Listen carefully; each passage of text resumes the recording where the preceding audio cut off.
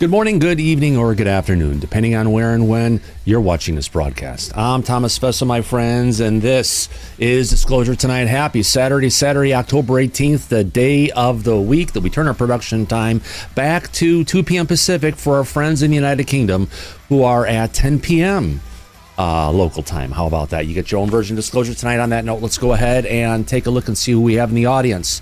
The chat, that is. We've got Amiga Rules and Andy W's there, along with April Coleman. I see Chromosome Cowboy, Craig Smith, Disclose Y'all, Jasmine 23, Jason 1978, and we've got J-Cat, John Loop, John Marino, King Bull, Liberty, Astro UK, good to see you, my friend, Little Schism, Matt Ramone. We got Michael Dimont, Peggy, and her South Florida friends. I saw you for a second there, Peggy. Thanks for stopping in. Galactic Family Podcast just popped in as well. We've got Michael Dimont, Paul Damon, Sam's around, along with Tenbris Adams, Woodrow Smith, and Woofy J. How about that, Mike? We got a bunch of people in here. And on that note, let me go ahead and jump back into the studio. And Mike, how you doing, my friend? I'm doing well, Thomas. Interesting show we had yesterday.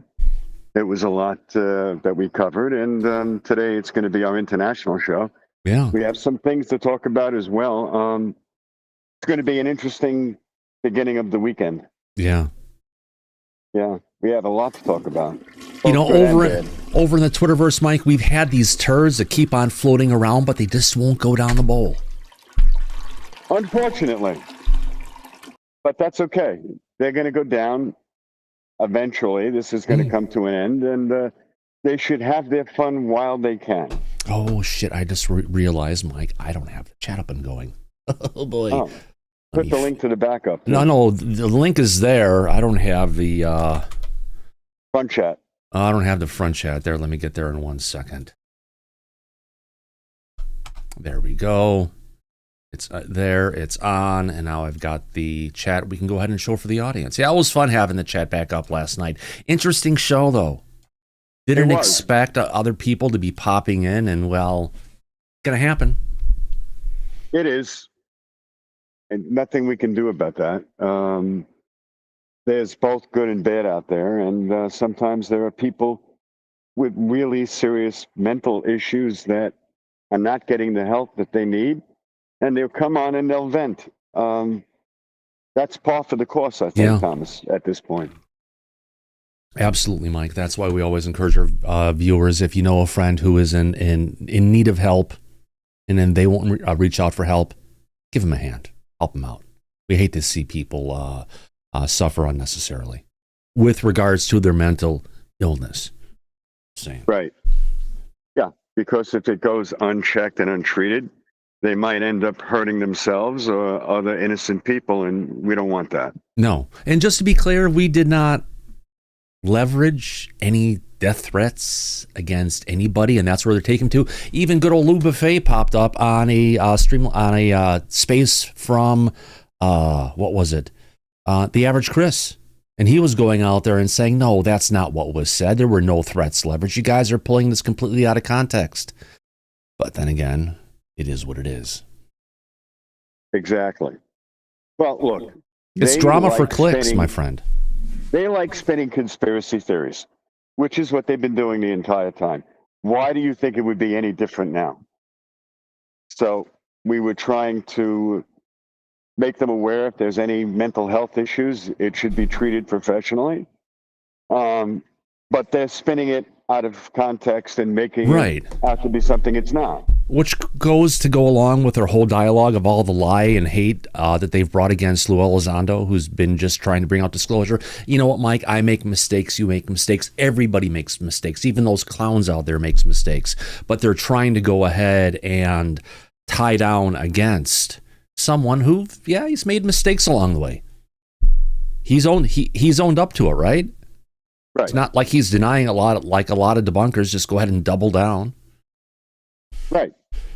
Look, anybody that makes a mistake is only human, and we can forgive that and overlook it. But on the other hand, when you have people who are purposely putting false information out and they're doing it with malicious intent, you can't forgive that. No. So that's where we draw the line. Yeah. Oh, exactly, my friend. Exactly. Now, what is the thing that really put this thing to the stratosphere?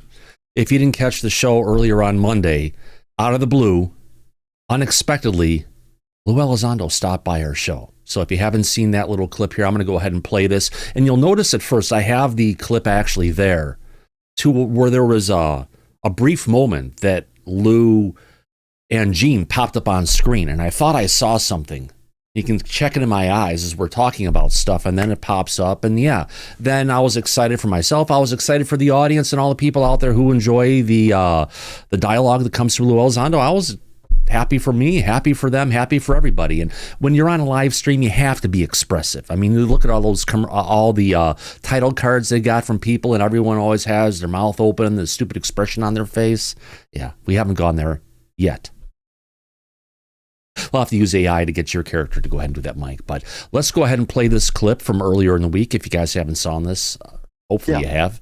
If not, let's go ahead and where is that at? Let me find it. All right, here, let's play this. This is from Monday night. And again, see me there for a second, and I'm going to like, what the hell was that? And then everything will break loose. Here we go. They should be prevented from doing that, but they don't. Yeah. And they have no regard. Nope, he didn't quit. So they, Thomas, can I offer some Oh my son of a bitch, it's Lou Elizondo. Holy shit, Lou! What? How are you, good sir? Honor and privilege. Always good to see you folks. Yes, absolutely. Thank you for saying hi. We love you, my friend. We're here for you. Absolutely. You know, always appreciate what you guys do. Look, a lot of things are happening right now. I know people are used to hearing that. Oh, things are happening behind the scenes, but they really are. And I can't thank you enough for everything you guys are doing. You're right. I think the veil of a lot of this nonsense and crap that we're seeing online, I think a lot of that's going to be exposed here very soon. I think a lot of people are wise to what's actually going on. But with that said, this is not about me. I appreciate you making it about me, but it's really not. It's about all of us. Yeah. And it's about what's going on and what's happening in Washington, D.C. By the way, let me just tell you, there's a hell of a lot going on right now in Washington, D.C. So, you know, I imagine your feeds are going to be right now full of hate right now because I'm on here. No, hell no. Serious apologies. Oh, I was wrong. But for all your loyal supporters, a big thank you to all of you. And also, by the way, you're making a huge difference. There are things happening behind the scenes that are absolutely 100% making a difference. Thank God. I know in this information vacuum, people get frustrated. There's a lot of anxiety. People say, what's actually happening? Are we losing disclosure? Not at all. There is more conversation happening now than ever before. Wow. And by the way, there's a lot going to happen now as we continue to see the momentum building and building and building. You know, there's an old saying, when they're shooting at you the most, you know you're on target, right? So exactly, my friend. Shot at a lot right now. That's okay. Let them take their shots. It bounces right off. It's okay. They're going to do what they're going to do. We're going to do what we're going to do. And I'm telling you, there's a lot happening. And I know every year I say, oh, I'm really excited and things are happening. Things are really, really happening.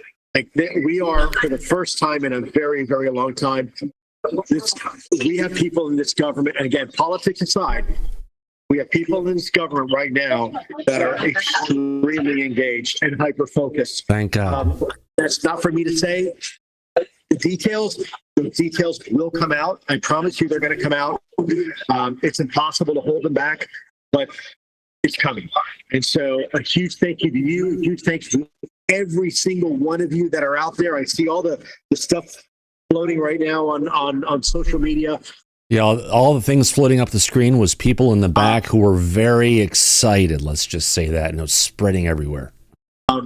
Thank you for what you do. Thank you for keeping the faith. I promise you, we're working hard. We're not going to let you down. We're keeping up the fight, and just wait till the next chapter. It's coming. Lou, the one big question everybody really wants to know: I'm a Gemini. I like long walks on the beach. What about that Gene sticker? Yeah. I'd like to buy a vowel, please. There we go. We apologize for the noise. But Oh, no. For tonight, and I said, well, maybe we can maybe they'll let us pop Gentlemen, in for a moment. thank you, and a bigger thank you to your huge audience. Thank you, folks. You have no idea you're making a difference. I get all the time text messages, emails from members of Congress, members of the administration. They are actually paying attention to you, these type of programs they're listening to. When you see some sort of weird name, handle on Twitter that's only been around for 2 days, a lot of times, a lot of them are haters, but some of them are actually some of our friends and allies in Washington, D.C. So just bear that in mind.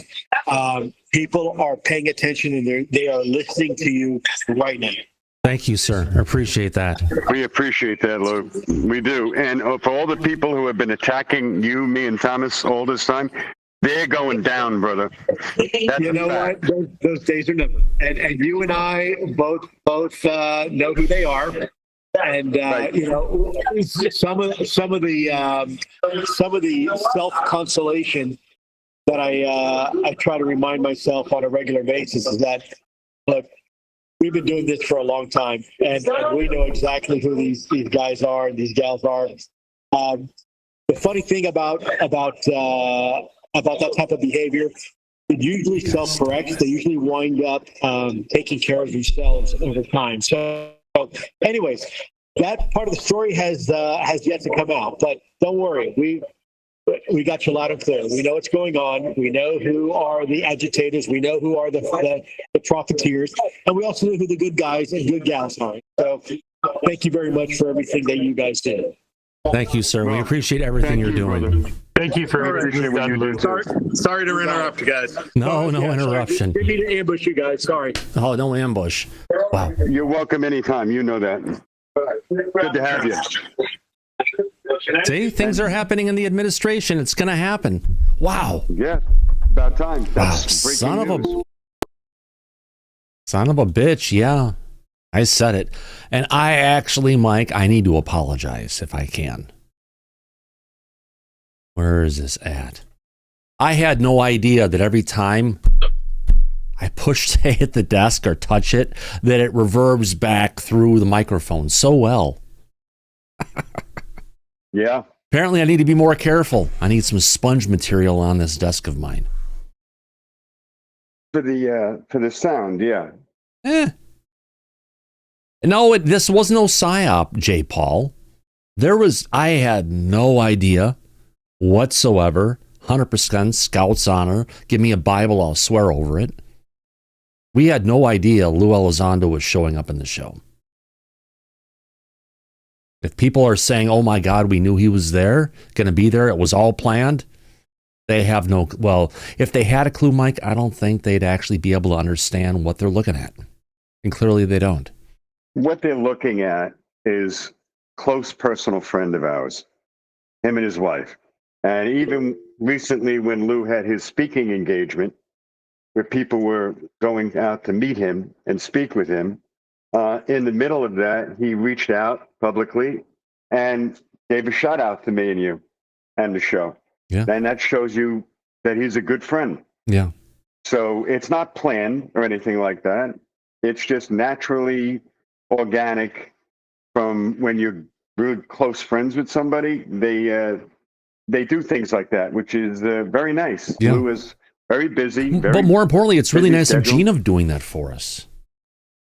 Yeah, well, Gene is also a good friend of ours, and he was having dinner with Lou, Yeah. and he thought to reach out. So, yeah, that's because when you have real friends, normal people, this is how they interact with each other. So it's not anything pre-planned. It's just friendship and people who are there for each other. Yeah.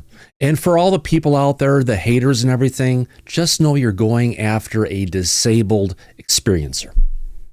The only reason I'm in this, honestly, the only reason, J. Paul, that I am emotionally invested in this is because I got pulled into this unwillingly just after I turned the age of 5 in 1973 in the the western suburbs of Chicago. I've never asked for this. I've never asked to be a part of it. However, when I've been invested in this as deep as I have for as long as I have, for all the shit that's happened to my health and all the effects I've had out of it, I want to see something happen. It's probably a little bit more than a lot of people out there who are just coming and passing, or people who used to be sports reporters and now they're just focusing on disclosure because there's a bigger audience.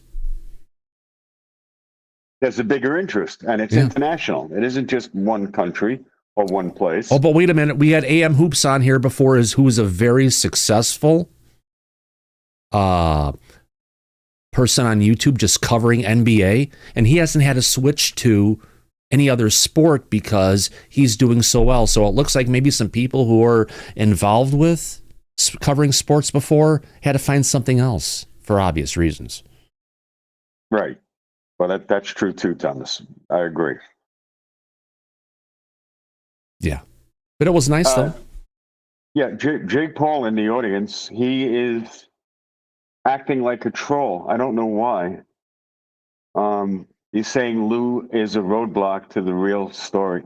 I don't know what he's talking about, but we don't really tolerate honestly, hate Mike, speech the here. roadblock to the true story was coming from Colonel Nell, who was trying to get the UAP Disclosure Act passed in Congress, and that would have been a complete roadblock to bring out the truth. Yeah, okay. Jake Paul is leaving now. All right. Yeah, that's fine. Yeah. These things have a way But if Jake Paul wanted to say something, he could flow in through viewer call-in. Unlike X that has a limit of, 10 or 12 people, we can support up to 100, I think.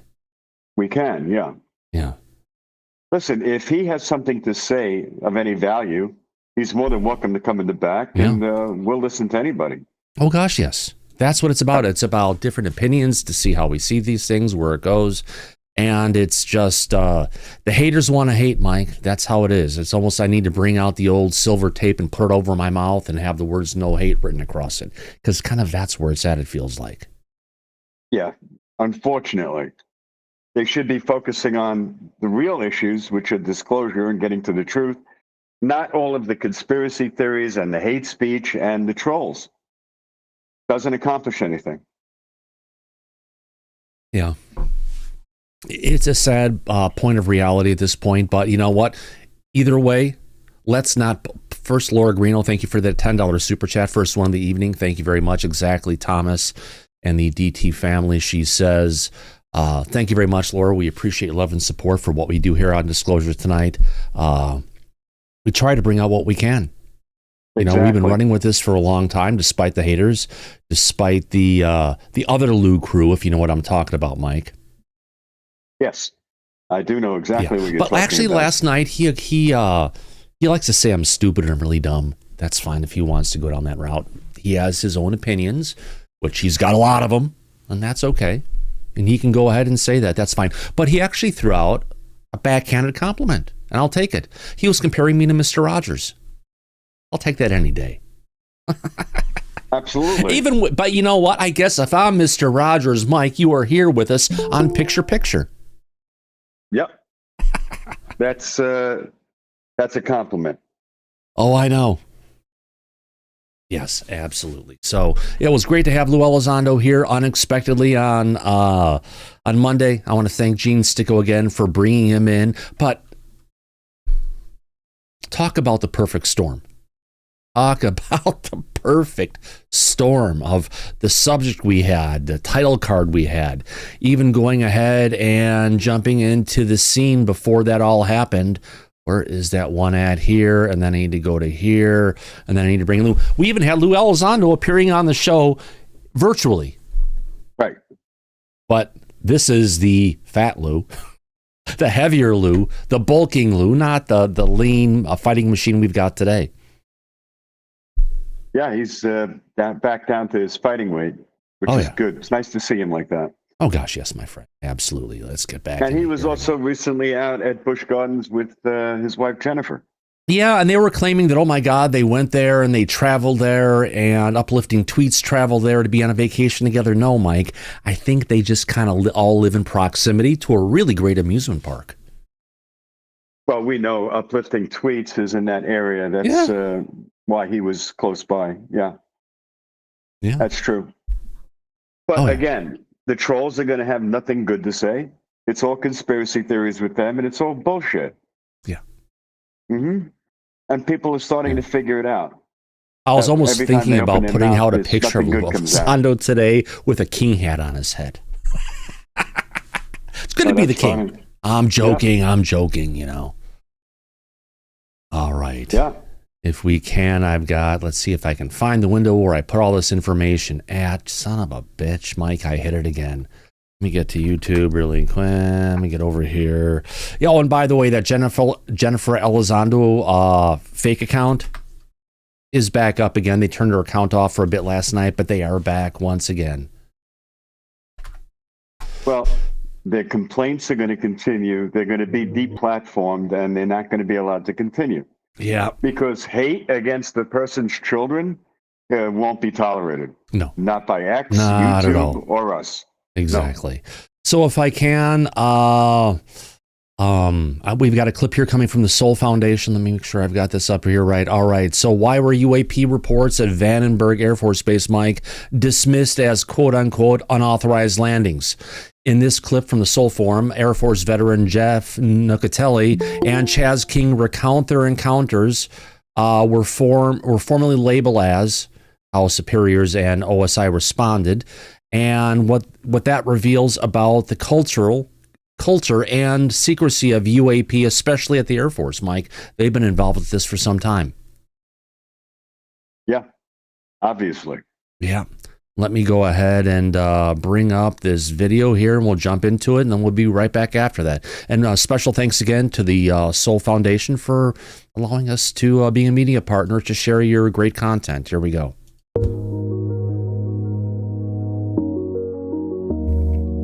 And so after that day, Jeff, you put together a report. Chaz, you gave testimony. What was the response from, let's say, upper management? Well, I know that. No, go ahead. No, I remember specifically they come in the next day that we worked. They briefly covered the incident out at the facility and said, hey, it was an unauthorized aircraft landing, and that was kind of the end of it. I know, being there myself and talking to a couple other people that were there with us, it didn't land where we were at. It's something we didn't ever see again, at least for me. I know the people on base saw things like that.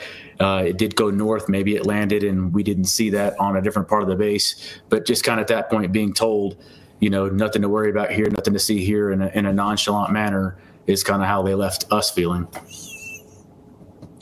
Yeah, nothing really came down on guidance on how to handle these incidents at all. Like we would just do like an impromptu working group and be like, all right, what do we do if they show up? And we would just be like, okay, do this, do that, put it out. We had no guidance on how to respond. Okay, got you. And so, Leslie, I've been talking for a while, but we also want to hear your questions. And I know both Jeff and Chaz already, and I believe you featured Chaz on your National Geographic series. But what's on your mind about this? Yeah, Chaz and Jeff on the series. Okay. By the way, yeah, they were both excellent. One specific question I had. You mentioned that there were a consistent these were repeated events that occurred over a period of time. So when was the actual last? When did the last event occur where something like this was seen? The last one that I know of, it was mine. Oh, okay. I left.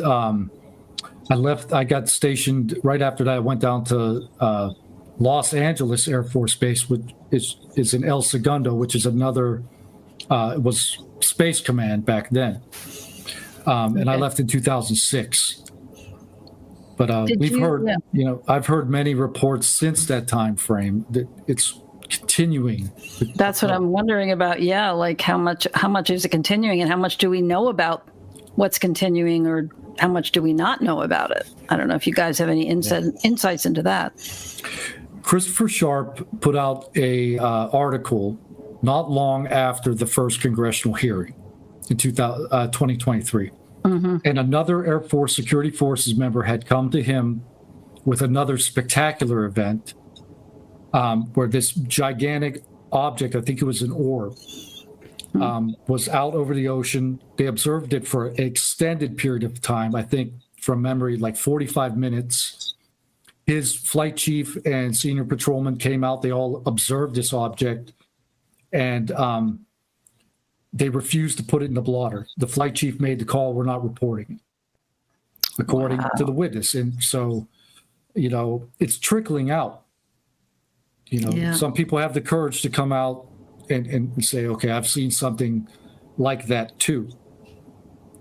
Yeah. That's amazing. Yeah. I mean, I also wonder about, you know, what it's like to see something like that and how isolated you might have felt at the time. I mean, I wondered if you guys over the subsequent years, did you gradually find yourselves reaching out and interacting more and more with other witnesses from the military who might have had similar encounters, or did you feel very alone with this? I can speak for me. Our close group of friends and colleagues that worked on our flight, we talked about it frequently, just because other things did happen on the installation, and you know, people had things to talk about. But once I left Vandenberg, I it's, you know, hard to say it, but I compartmentalized it and moved on with my career because I didn't witness anything after that. But you know, still in the back of your mind, you think about it, and you know, until Jeff reached out to me again, I kind of didn't talk to anybody else, just because no one had that similar experience anywhere else I went, except for the people who were at Vandenberg with me. Yeah. And then throughout my career, you know, actually preceding the Vandenberg events, I had already ran into multiple people that had experiences like that. Oh, you have? And some of those cases we're still working on. So I was already aware, you know, from close friends that had told me in confidence, like, hey, I saw something really weird on duty. And then the Vandenberg incursions happened. And, you know, while they were occurring, it was easy to process because we were all together. And then, like Chaz said, you know, after we all separated and went on our different paths, then, I didn't have anybody close to talk with it, about it with. And then I kind of compartmentalized it, and, you know, you just get back to life, but it's always nagging at you. It never quite goes away. And fortunately for me, me and another witness, our other friend, Brandon Cornwell, did stay in contact. And every once a year, we would call each other, usually around the holidays. We'd catch up on life and family. And it'd be like, hey, man, you remember the UFO? And then we would, you know, spend 3 hours talking about all the UFO stuff. So that was sort of my lifeline, because I had lost contact with Chaz and some of the other people. But Brandon still was in contact with some of them, and so we had a loose network. But it was like a sanity check. Every 1 or 2 years, I would call, get a hold of one of these guys and be like, are we crazy? Did that happen? And then we would go through the whole thing. Right. So having spoken in front of Congress must have really changed all of that pretty dramatically for you. Yeah. Mike, interesting conversation, to say the least.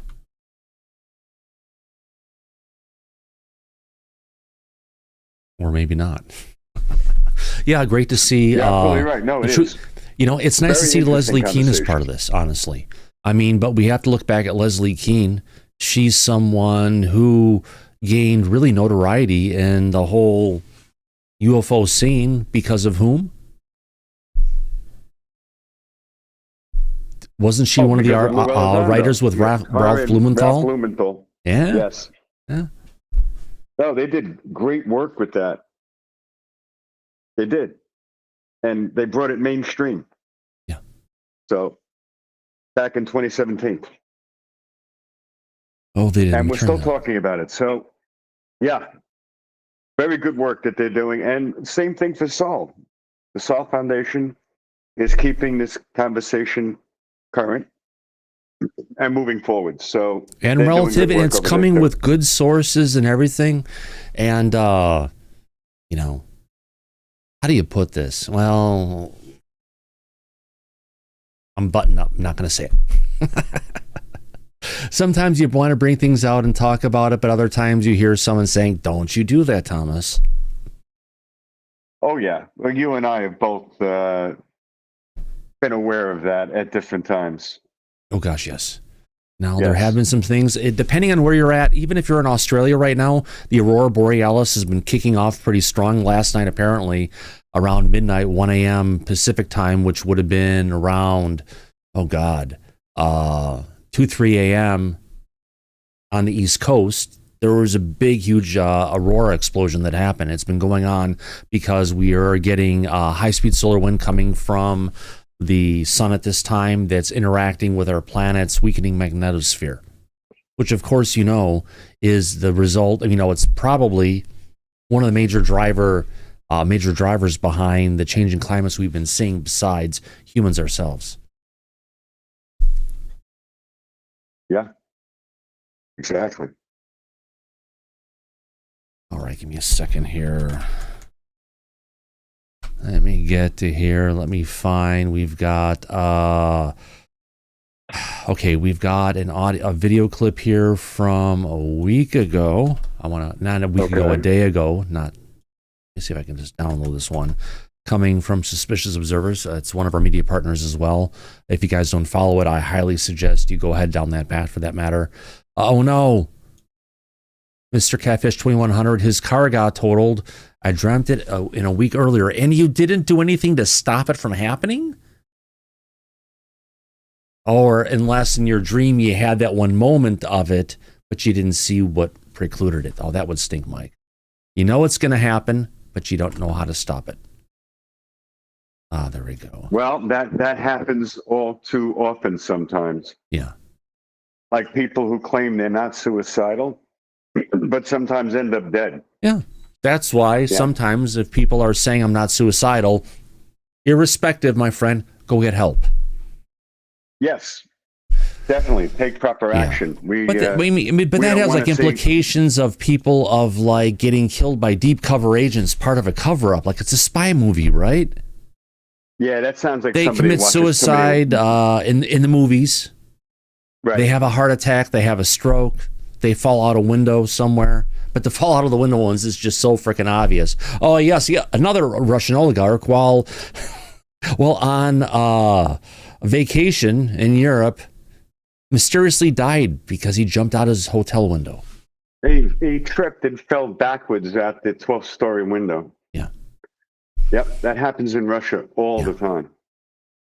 Turn this back And on we again. All want right, I've something got the like that video to here. happen to Cooper or RPK.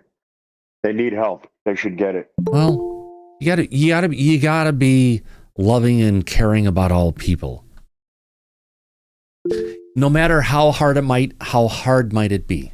Especially people who are Christian and follow in the words of way Jesus does, right? What would Jesus do? Well, but does what would Jesus do align with what would Sam do or what would Josh would do? Depends on what their beliefs are. Thomas. Yes, Nick. Thomas. We killed James Forstall. On your audio got really quiet there for me. You dropped off the side of a cliff. We killed James Forstall because of the UFO issue. Yeah, they pushed him out a window of a hospital, didn't they, Mike? They did. They held him. Window. They held him against his will. Well, right, in a hospital. His family tried to get him out. Yeah. With his own personal psychiatrist, and they wouldn't allow it. True. And then he went backwards out his 12th-story window. Oh yeah. Now listen, Josh and Sam are still young. They're middle-aged. They've got a whole life ahead of them. They do. Yeah. We wouldn't want them to die a horrible, excruciatingly painful death because of mental health issues. No. Then we don't want that to happen to anybody. Mike, because of that or any issue, everyone should be able to get to the end of their life naturally. Leave it at that. No, I agree. Yeah. And that's all we're saying. That's all we want. Right, because Sam had put out a tweet earlier that he may have deleted it by now, but he said, I'm not suicidal. No, he actually repeated that recently, last night. He keeps saying that. Well, good. So I'm glad you're it's- not. But if you're saying that, go talk to someone. It's all right. It sounds like a cry for help. So if that's the case, then he really needs to go seek some help Yeah. before something really horrible could happen to him to end his life. Yeah. We don't want that. We want him to take care of himself, be healthy, and get the help that Right. he needs before some tragedy befalls him. We don't want that. Right. That's all we're saying. I got you, I understand. All right. Yes, I do. Let me get to this clip here coming about what's going on with our sun, because if there is a drive for climate change, climate destabilization is more what happens anytime the Earth goes through a magnetic flip, which we're kind of heading into now. So you have to look back at the Lestramp and other magnetic excursions that we've had in the past. Let me play this clip from, I believe, recently coming to us from Suspicious Observers, Dr. Ben Davidson. Let me get to that. Here we go.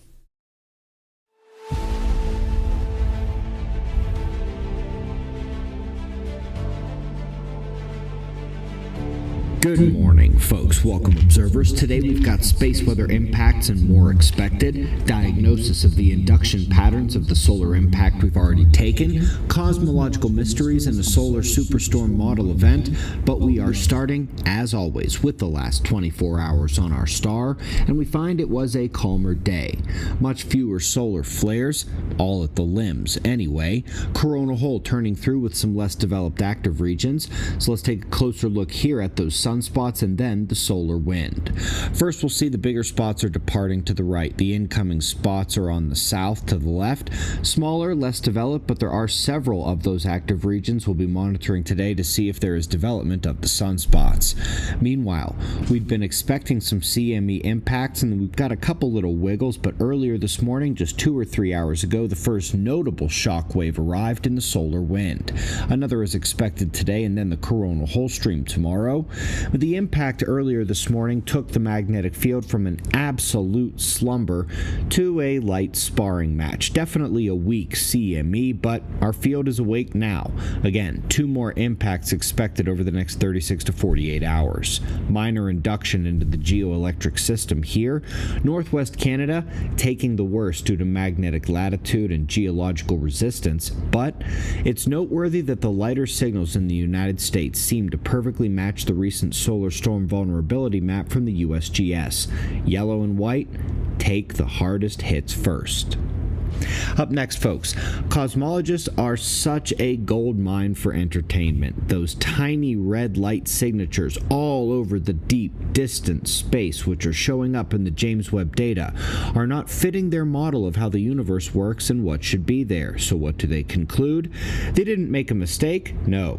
These must be brand new kinds of objects in the cosmos that they never thought of before. Of course, why didn't I think of that?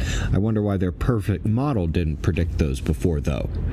Lastly, in the links today, the ESA ran a solar superstorm model simulation. Not a mega flare, but something closer to the 2003 Halloween flare in X45. Its travel time for the CME was only 1 day from the sun to the Earth, with all power grids impacted, all satellites impacted, and all aviation impacted. 11 years after the U.S. government said we're not ready, Europe is even further behind that mark more than a decade later. Folks, tickets to the winter tour would be a great birthday present. Most of you know how much I enjoy the Observer events and meeting all of you.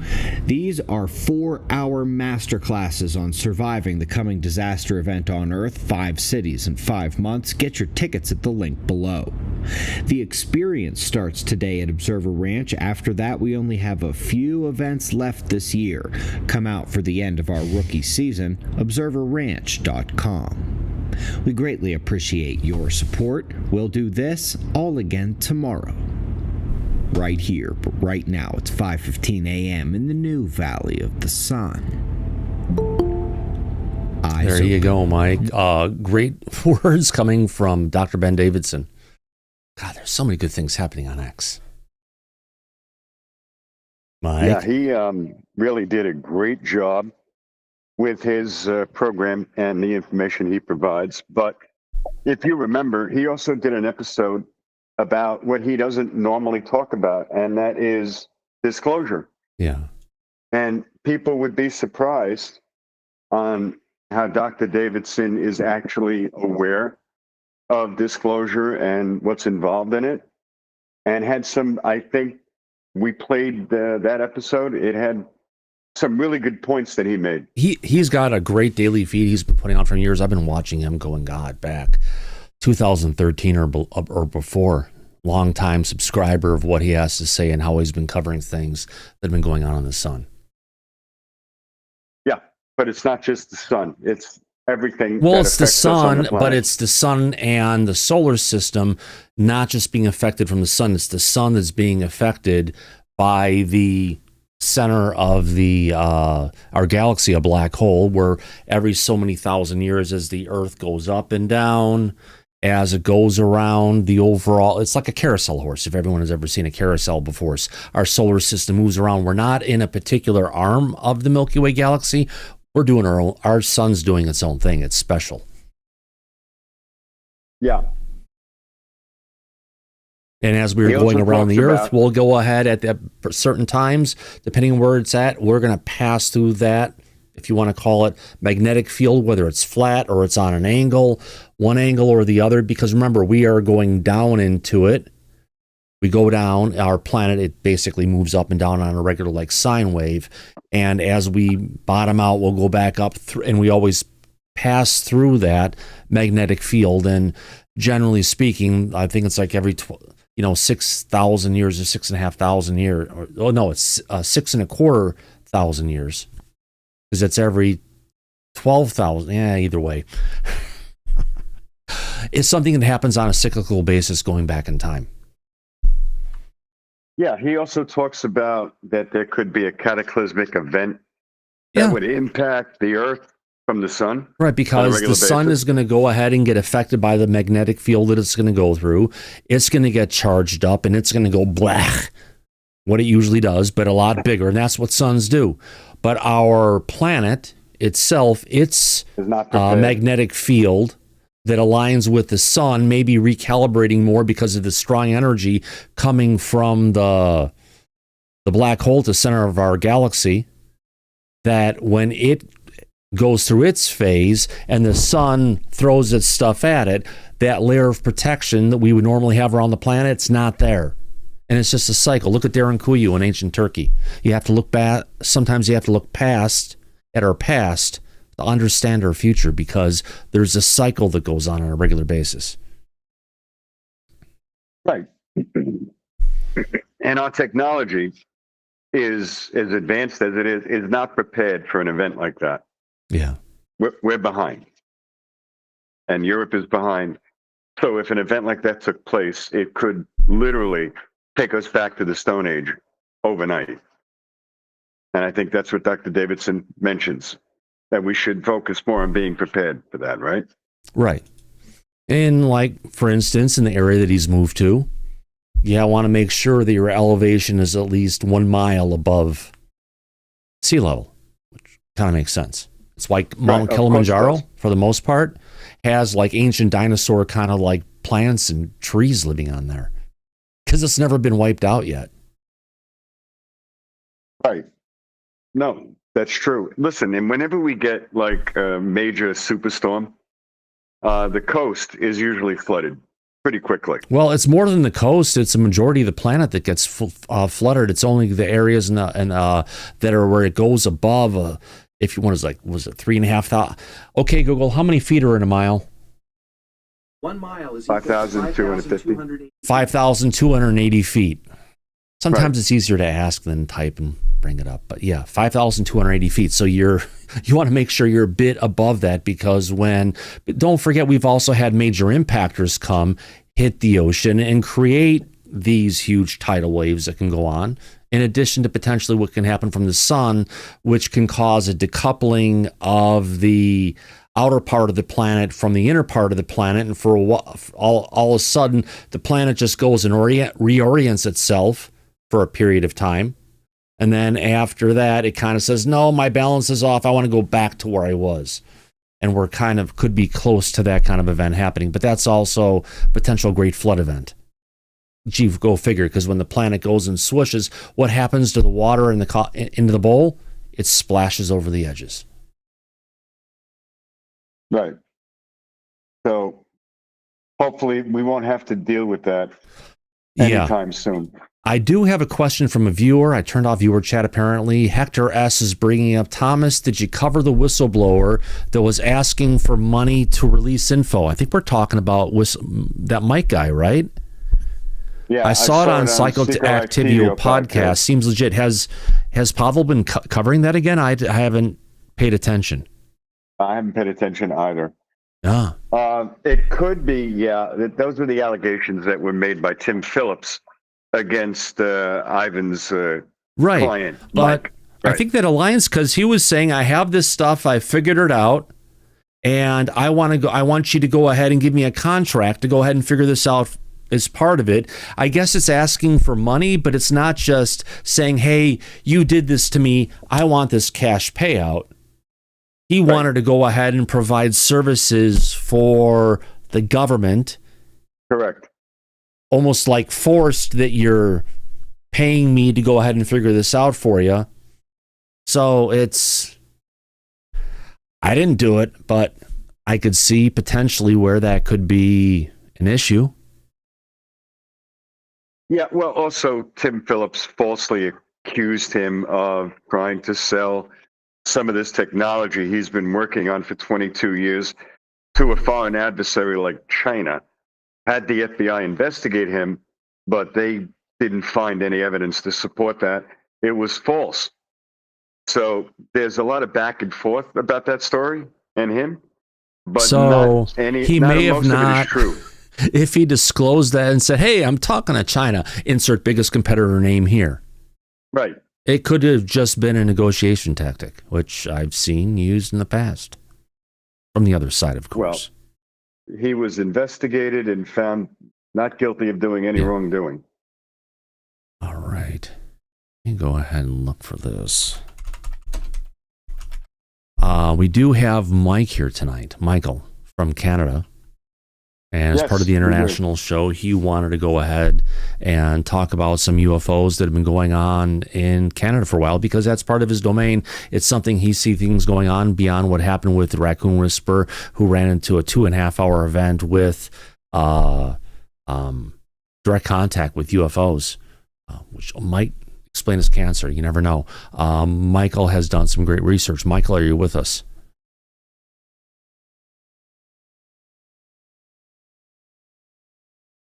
Oh, it helps if I turn off the mic instead of... Yeah, the mute button was on. Correct. Yeah. There you go. Yeah. So you know what? I forgot all about the Whisperer. I forgot all about him. But I did research some other stuff. Canada's had some pretty famous UFO sightings. And go ahead. Yeah. And Anonymous Rex wanted to know more about the Falcon Lake incident, which we'll talk about later. Mm-hmm. And the Shag Harbor incident, of course, is the most famous UFO incident, because when the ship came in and the witnesses said they heard a whoosh and a bang, and they could see these lights under the water, and figured it was a plane that had crashed. So they called the RCMP. The RCMP came out and they saw the lights there, and then they started a rescue operation. And in that rescue operation, from not just from what I read, but other videos I've seen and stuff, these aliens were repairing their ship underwater. And the end result was that they didn't get any evidence. They didn't recover anything, because this UFO had repaired itself and basically went underwater for about a mile or a half a mile and then took off and was never seen again. So that was one of the most famous ones. There have been other, of course. Gander in 1951, Gander, Newfoundland. On February 10th, 1951, a U.S. Navy aircraft flying to Iceland from Gander reported a near collision with a large orange circular UFO. that almost literally flew circles around his aircraft. That if you're interested in something like that, it would be easy to find, and you could research that. In 1960, Clan Lake, Northwest Territories, on June 18th, 1960, a prospector told Yellowknife RCMP detachment that a month earlier he had and his partner had seen a UFO at Clan Lake.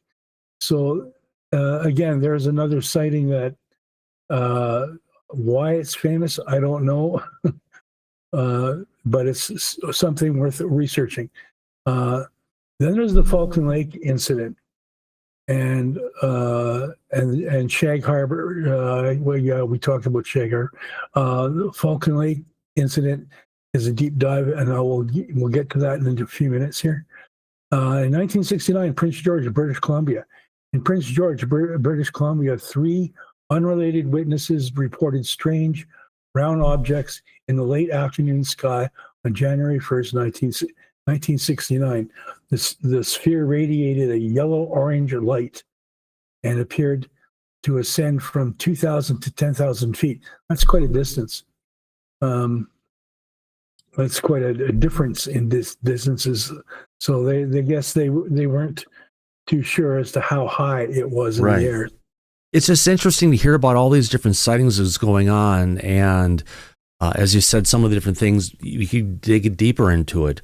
But are there any nearby military operations or things that go on that could have materials like electromagnetic or radioactive or different stuff that would attract them more? Or is it more we're talking about areas that are in the middle of the wilderness and they kind of stick out like a sore thumb? Okay, so that's interesting because Canadian military never really got involved with UFO stuff. There was a program years ago, but it wasn't military. It wasn't run by the military. The Falcon Lake incident was where they had evidence of radiation, and according to accounts, Stephen Meklick, a 50-year-old industrial mechanic with an interest in prospecting quartz, set out for a weekend near the bush near Falcon Lake, and he was going to do some prospecting. And he apparently began prospecting in the area, examining quartz veins and the terrain. Around midday, he reported hearing a flock of geese suddenly flying away, and looked up to see an unidentified flying craft described as a cigar or a disc shape, glowing red initially. And he got burned by this UFO. And he had a grid pattern on his chest that was burned in. I think I've seen that images of that before in the past, Mike. And they have documentation of that, of his injuries, but nothing ever really. This, of course, I don't think influenced a lot of people that UFOs are real. So on May 23rd, a civilian UFO investigator, J.B. Thomas, photographed Meklick's torso with the burns. And 2 members of the RCMP interviewed him at his home. So, and the RCMP, when they interview you, they the first thing they're going to look for is falsehood. Are you telling the truth?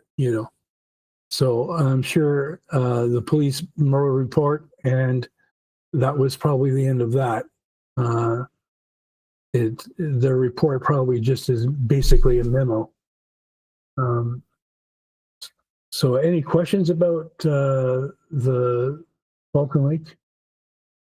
No, it just sounds like there's a lot of interesting sightings that have happened over remote areas of Canada.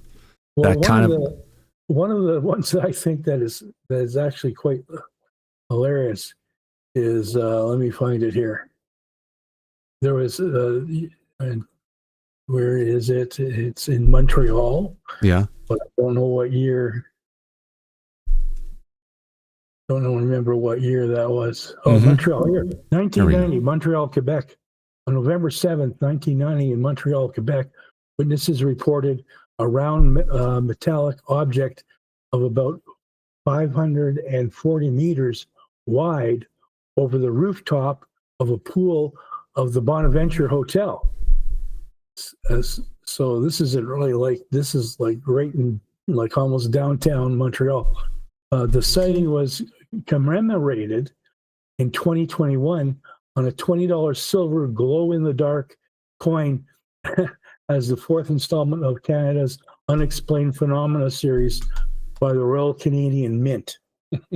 So the Royal Canadian Mint knows that UFOs are real. Yeah, absolutely. I think Andy has his hand up for a question back to you, Michael. Yeah, go ahead. I did. I put it down. Yeah, the Michalak incident. With I've seen the photos of his injuries. I find it strange. Yeah, he obviously was wearing a shirt or some upper clothing, and I'm not sure whether this thing left damage marks on his shirt or it just impacted his body. But it's a really interesting images of the guy. And I don't think they ever got. I don't know if they ever got to the bottom of actually whether these things were radioactive or that there were any other symptoms around what he actually experienced. Yeah, the important thing is that he survived, and in Canada, the recent most famous sighting was in North York, Ontario, in 2014, between 7 p.m. and 10 p.m. on Saturday, July 26th, 2014. There were multiple UFO sighting reports in the North York area in Ontario. So that was the most recent famous one. And of course, as you all know, I've had several sightings, and that is why I'm here talking about this, because I know they're real and I've seen them. I see how they operate, and they're amazing. It's incredible. So, it may be a good point the next time, Mike, to go ahead and cover some of your observations, the things you ran into, and then do follow-ups about different, events that happen and give them a little bit more airtime. Well, and here's the thing, is that of the sightings that I've had, the thing that I was most curious about is it looked like they were gathering something. They were looking for something and gathering it. Bingo. And that is interesting. And I can't imagine what they were gathering. Yeah. As far as I know, it could have been tachyon beams. It could have been, maybe gold or silver or something in the soil that we don't really appreciate or know anything about. Who knows? Yeah. It comes down to the question, Michael, that we talk about a lot of times is, what are they doing here? I don't care about their tech, how it works, the way it could deal with, if you want to call it. I can step away from to understand how we could use this for our military to create weapons and all that shit. I just want to know, what the hell are they doing here? Whether they're surveying things for different reasons, Richard Dolan dives into this, and if you want an answer for that, or at least a partial answer, is go watch Richard Dolan. He talks about that very subject. What are they doing here? And his conclusions are his conclusions, but I'm sure we all have a different idea what they are doing here. Who knows? I mean, if I were an alien looking down on planet Earth, I would say, don't give those guys a box of matches, please. Well, when we as humans find different forms of life in a jungle, right? Deep in a jungle, or, at the bottom of ocean trenches, we'll just not go ahead and look at them for what they look like and stuff. We actually look towards the DNA, the composition of these particular things, and what benefits that we could use it by using this material, or the design of the material, as part of our medicines or other things. So I guess sometimes we just have to potentially look at what are humans doing to it. Actually, we can't do that. I've been told before, and strongly, never ever take anything we do as humans and put it on the non-human intelligence. We try to humanize everything, but these things are so alien to what we are and what we understand as life that we can't humanize them. Sorry for going down that path. Right, because we have to ask the question: are they empathetic? Right. Are they? And it sounds like these things are just what they are. We could see it as evil. We could see it as good, whatever it is. No, these things are just being what they are. And the whole paradigm of how we view things really doesn't apply to it because they're so alien from what we are. Right. So they may not be the same of humans. And what gives them the ability to communicate telepathically? What gives them the ability to all of a sudden disappear and be invisible? Is that tech, or is that part of their biological makeup? We don't know. Depends if we're talking about entities just there and going invisible, or their craft, because when they go invisible, sometimes it's just cloaking mechanisms for how their stuff operates versus what we can see in our limited spectrum and in the limited part of the overall spectrum of all light. We only see a little bit of it. And even at that, Thomas, it's speculation. Yeah. There's no proof. 100%. It says, hey, I saw the tech on how they do this, because if we did see that, then we would be able to do it too. It's what we say all the time, Mike, is I guess it's the old saying of trust me, bro. And that's why a lot of times I don't talk about the shit that I went through when I was a kid, because do I have anything to go ahead and talk about except the memories and the flashbacks that I've had? No. I don't. Where I think it starts is by observing what they do. Yeah. And if we can piece things together, observe what they do, observe what happens, observe colors and stuff like that in detail, then maybe we'd be able to piece together some stuff and come up with some very logical conclusions that are no longer speculation, but we can point to our observations and say, this is what happened. It happened in this way, and the only way that's possible is blah, blah, blah, or whatever. Yeah. It's creating bounding, but sometimes you have to leave it wide open, because some things that could come to be way the hell out there that we didn't even consider to that degree. Andy, your hand is up again. Yeah, I find it really interesting how Canada has so many reports of things happening, even though there's, for such a big country, there's comparatively few people there, mainly in the cities. We've heard potentially there may be bases off the coast, east and west coast of the USA. I think a lot of this does depend on geography as well. Canada's a very good place to be if you were, I would see it if you were one of these entities for doing things. Somewhere like where I am, yes, somewhere where I am in the UK, I tend to think that whatever sightings we have here in the UK are transitory. We don't have deep water close by. We're not a country that has a lot of areas that are a long way away from people. So I think that's one plus for Canada's. One markup for Canada, that there's so few people and such a lot of land for these things to potentially be anywhere up there, really. Well, and here's the thing, Andy, is that I saw a UFO in Calgary that hovered over the city for at least an hour, but nobody reported. There was no report in the news the next day. People don't look up. You're in the city, you got city lights. You don't look up to the sky because you can't see the stars anyhow. But if there's a UFO there, you sure as heck would see it. So, and I've asked, every once in a while I'll ask people that associates that I work with and stuff, have you ever seen a UFO? And one of my associates told me that, they would go up camping up north, and they would see lights over the lakes all the time.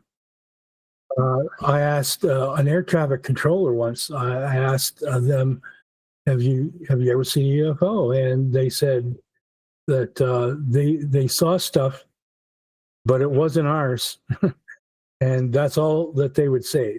They wouldn't divulge anything other than that, and that the stuff that they've seen in their air traffic control was not a normal aircraft. So what's going on? And that was years ago. That's decades ago. Happening then. What's happening now? I mean, I'm sure if you surveyed every air traffic controller in North America, either they're told to shut up and not say a damn thing, or they would give you little information. Yeah, saw stuff that wasn't ours. Plus the fact that there's about maybe 2,000 reported sightings in Canada each year, but that's just the tip of the iceberg. Not everybody reports. Yeah, I think, Michael, that's a good good thing. But yeah, but I wonder how many of these things actually get reported. And also, I'm a strong believer that these things, we hear that they can alter consciousness. They if you're a believer or not in abductions, that these things seem to be able to tap into our brains and almost hotwire our brains for us not to be able to perceive what's going on. I wonder how much of that is actually that some people are more attuned to seeing these things, or these things actually wish to show themselves to certain people. It really, you hear of certain people who seem to be able to see these things all the time. Other people, they're either, they say, they're either looking at their phones all the time, as they're not looking at the skies, or they're actually genetically not capable of actually interacting with these things. I think all of this consciousness and everything, I think it is so much deeper than we realize. So yeah. Probably the amount of people that report UFOs in Canada is less than a hundredth or a thousandth of a percent. Because of the stigma that goes with it, people just don't come forward like that. So you take that and you think, well, if only less than 1% of the population is reporting, how many people have actually seen UFOs? What percentage of the population would that be?